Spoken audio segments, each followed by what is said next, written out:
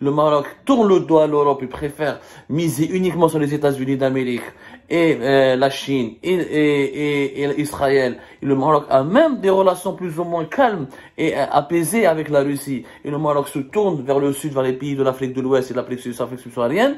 Toujours le Maroc a décidé dans sa partie d'échec de travailler uniquement avec les États-Unis d'Amérique et avec Israël. Donc la France se sent méprisée par les Marocains. Le lobby français est de moins en moins influent au Maroc. Le Maroc qui a, comme bombe le torse et snob les lobbies français, eh ben la France se retrouve contrainte aujourd'hui de composer avec l'Algérie. Donc l'objectif de Saïd Changriha, comme de Abdelmajid Tebboune, comme de la majorité des dirigeants algériens, est de convaincre le Paris de créer un axe de coopération militaire et sécuritaire Alger-Paris. Ça permettra aux Français de limiter les dégâts de leur recul militaire et de leur recul diplomatique en Afrique subsaharienne. Et ça permettra au régime algérien et aux dirigeants algériens d'avoir un appui technologique et militaire et un soutien au cas d'une guerre ou là, au cas d'une crise contre le Maroc et ses alliés qui sont Israël et les États-Unis d'Amérique, mais notamment Israël. Voilà l'équation de la Niom. Je te fais un mot qui est en train de se jouer entre Alger et Paris. L'Algérie, le régime algérien veut acheter les armes françaises pour diversifier son armement, parce qu'il a bien compris que l'armement russe était inutile et inefficace et relativement même impuissant dans une confrontation militaire directe contre les armements occidentaux. Le Maroc est armé par Israël et donc la technologie occidentale la plus sophistiquée.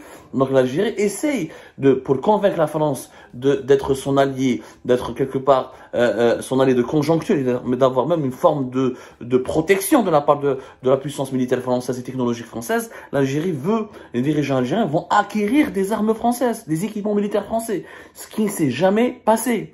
L'Algérie a acheté des armes à l'Italie, elle a acheté des armes à l'Allemagne, elle a acheté des armes à l'Afrique du Sud, au Brésil, mais pratiquement rarement a acheté des armes françaises. Et ben, ce tabou risque d'être brisé. Et les 11 milliards de dollars que l'armée algérienne devait dépenser pour acheter des armes russes, cette année 2023, une bonne partie risque de bénéficier au grand groupe d'armement français. Ce qui est inédit dans l'histoire des deux pays. Mais il y aura beaucoup de choses qui seront inédites, qui vont avoir lieu en 2023 entre l'Algérie et la France, parce que l'Algérie comme la France sont interdépendants.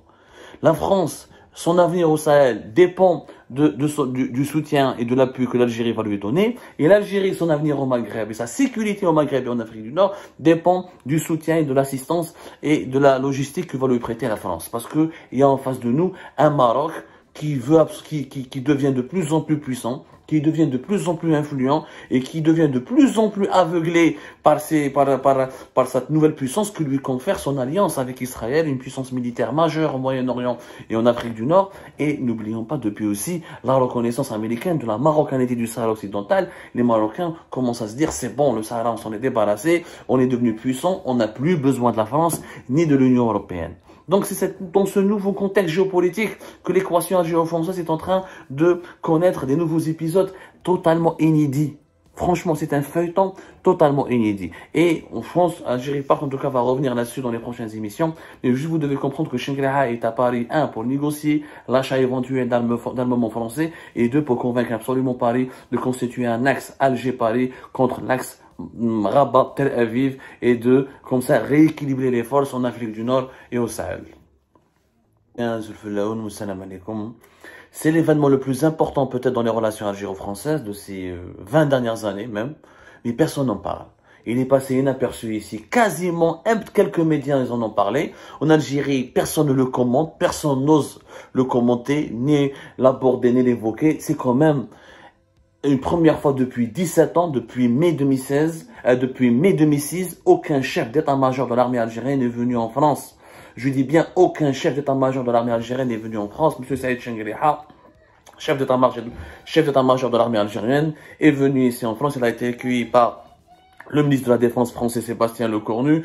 Il a été accueilli à l'Élysée au niveau de la présidence française par Emmanuel Macron. Il a rencontré son vis-à-vis de l'armée française, monsieur le général Thierry Burkhardt, qui est le patron des armées françaises. À chaque fois, j'ai du mal à prononcer son nom, parce qu'il a quand même une consonance allemande. Thierry Burkhardt, chef d'état-major des armées françaises, c'est quand même un événement majeur. Qu'un chef d'état-major de l'armée algérienne se trouve à Paris. Ça ne s'est pas passé, encore une fois, depuis 17 ans. Calculé depuis 2006. Depuis 2006, calculé 10 ans, 20 ans, voilà, pratiquement 17 ans. 17 ans, c'est énorme. Alors, ce qui est encore plus énorme, on a expliqué pourquoi Shengreha est venu, enfin on l'a pas beaucoup expliqué, mais on va l'expliquer. Voilà, on va l'expliquer. Shengreha est venu essentiellement en France pour proposer à la France de constituer un axe de défense Alger-Paris contre l'axe Maroc-Rabat-Tel Aviv. Voilà la véritable raison. Mais vraiment, c'est ça. Je préfère commencer par cet angle-là. L'Algérie et la France, le rapprochement de l'Algérie. La France qui a besoin de l'Algérie dans le Sahel. Vous avez bien vu ce qui s'est passé au Burkina Faso. Les autorités du Burkina Faso, la junte militaire qui est en cours d'installation au Burkina Faso, elle a donné 1 mois à l'armée française, aux 400 militaires français pour qu'ils quittent le Burkina. Le Mali qui a opéré, qui pratique une politique volontairement anti-française et pro-russe.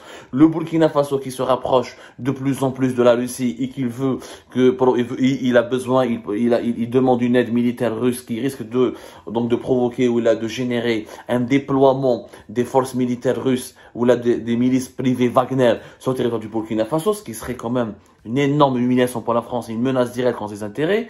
Rappelons qu'en Guinée-Conakry, il y a une junte qui est toujours en place, et la transition démocratique et politique, elle est perturbée, que la Russie essaie, comme en Centrafrique, comme au Burkina, comme au Mali, elle essaie de s'imposer, de chasser la France. Il y a une lutte terrible entre la Russie et la France, et la Russie, Habina ou la Canada, est en train de, malgré ses petites défaites, malgré ses défaites sur le front ukrainien, elle est en train d'avoir un leadership important en Afrique au détriment de la France. La France, donc, c'est sa principale raison, la principale motivation d'Emmanuel Macron dans ce rapprochement intéressé avec le régime algérien, c'est ce qui est en train de se passer dans les pays de l'Afrique subsaharienne, notamment dans le Sahel. Emmanuel Macron veut contrer, il a compris que sans l'Algérie, il ne pourra pas contrer la percée russe. Et que la percée russe en 2020 et en 2021, notamment au Mali, a été favorisée par l'Algérie. Que si l'Algérie restait dans le giron de la Russie de Vladimir Poutine, qu'elle aurait certainement partisé avec Vladimir Poutine pour améliorer encore, pour renforcer encore davantage le déploiement russe au niveau des pays du Sahel, ce qui serait ce qui signerait l'arrêt de mort de la politique africaine de la France. Mais bon, les États-Unis d'Amérique ont fait des pressions sur l'Algérie, ont fait un lobbying très important, des mises en garde, des menaces, un peu de diplomatie, de séduction, mêlée un petit peu de sévérité et de menace, qui fait que l'Algérie s'est retirée, elle a compris qu'il n'était pas de son intérêt de rester dans le camp de la Russie. La France en profite,